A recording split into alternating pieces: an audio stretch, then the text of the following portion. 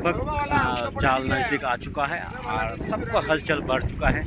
क्या मछली इसमें आता है, और आपको पहले में मैं जानकारी दिया था कि इसमें जो छोटा मछली आता है जिसका नाम है केचकी, और ये नेट जो है, ये जो जाल है उसमें ज़्यादातर केचकी आएगा, यानी कि छोटा मछली।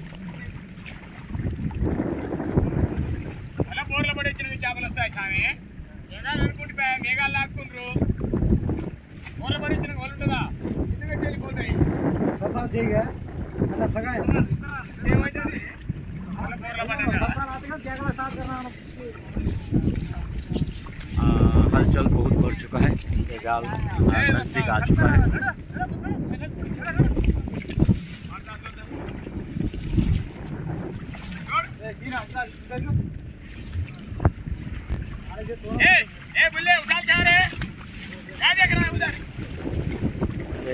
इसमें बड़ा मछली यहाँ पर आ रहा है।